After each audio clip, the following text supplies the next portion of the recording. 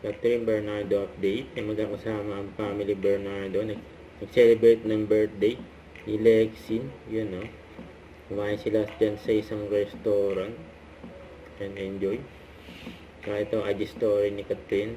Ayan, magtita. Ayan, si Lexin at si Tita Catherine. And happy birthday kay Lexin. And nag-celebrate siya ng birthday dyan sa Casa Bernardo. And happy 30th birthday, you know. Ito pa yung mga video ni Catherine during get together. Nasamang someday pa. Kita naman gaano nag-enjoy si Catherine dyan. Ang cute pa ng outfit ni Catherine.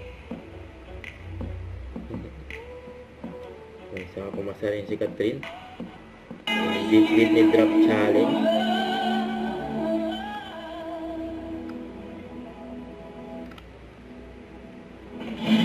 Yun, no? Natuwa ni Catherine. Grabe yan, no? Timing.